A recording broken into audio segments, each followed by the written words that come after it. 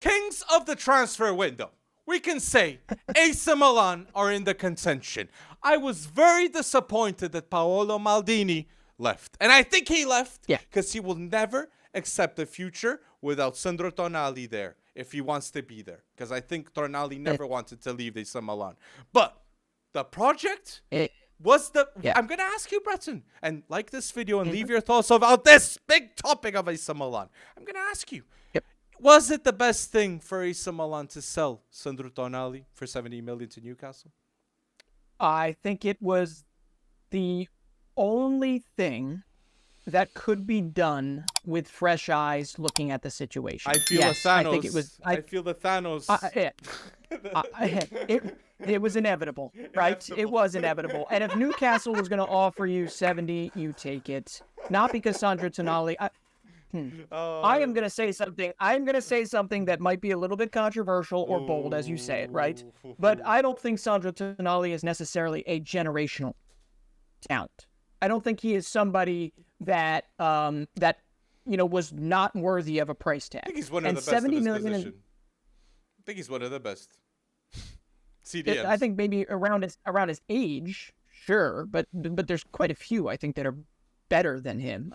I'm That's bold. We should probably list him. Hey, I think we're gonna have to list him. We can go through that. I think Tonali to Newcastle makes Newcastle a Champions League top 4 team in the contention for next season. It's like a statement done by Newcastle. It's like saying we're getting players like Tonali.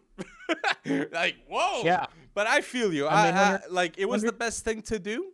Now, it's a tough question. So leave your thoughts in the comment section. Do you think it was the best thing to do? Let go Tonali? Because does AC Milan now have the best wingers in the Serie A with Samuel Chukwueze and Rafael Leão? Yeah, I think they do. I mean, Samu is absolutely a talent, and I think he is going to just eat in Serie A. When he got going for Villarreal in La Liga, he was unstoppable, and we've seen him in Europa League. We've seen him do this in the European competition as well.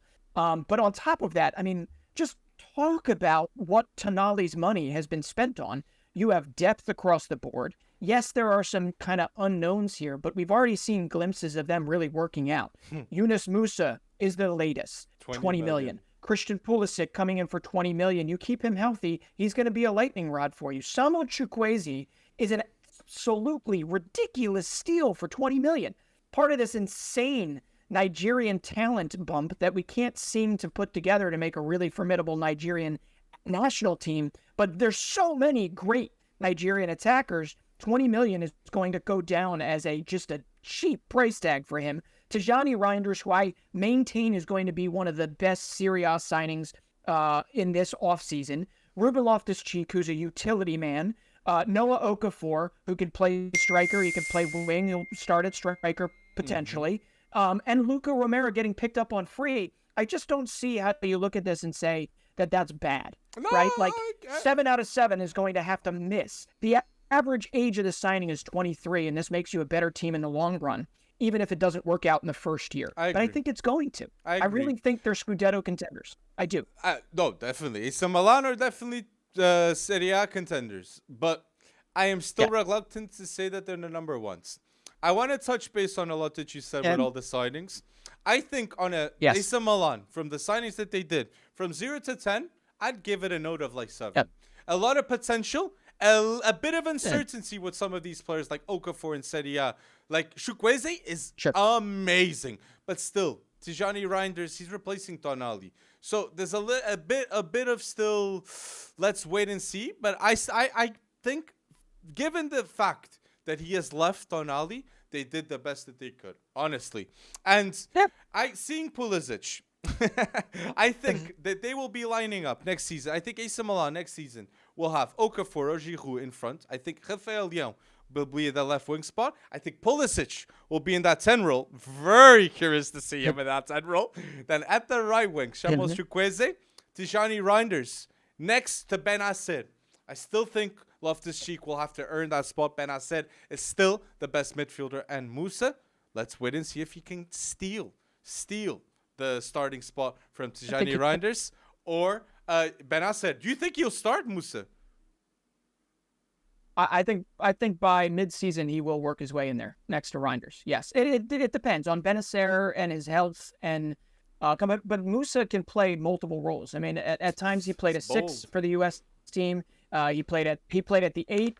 He's never played at the 10. But the fact that he can jump between those roles and even play dual roles is going to just be huge versatility-wise. And let's remember, like I don't know how many off the top of my head because I didn't do my research, but even though he had possibly not his best professional season for Valencia last season, I mean, Valencia all around was pretty terrible. Ooh, yeah. He is so young and still working through this. And he is, I think, under Pioli. Pioli is going to know exactly how to work him. He's going to know exactly how to work with him. I think AC Milan by Musah and Pulisic, not for their form at Chelsea, at Valencia, for their form for the U.S. men's national team. They're complete different players. I completely agree. You even say like Musah is one of the best players at given moments for the U.S. men's national team. Yes, I 100%, and I think he was one of the bigger reasons why we even qualified in the first place. When all is said and done, I still think he's got a lot of growing to do. So I'm just here for this. Maybe there is a little bias thrown into this because Inter and Juve have not been sitting and resting on their laurels here. They want to chase Napoli too at the top. And Juve is pursuing Lukaku, and they've got Timothy Weah, and they've got some others. And AC Milan, Inter is the one. Inter is the one that is saying. And AC Milan wanted to sign Lukaku, and Inter, well, they rejected the possibility. A lot of Balogun talk to go to Inter. But leave us your talk. Leave us your thoughts about AC Milan in the comment section, and don't forget to like this video.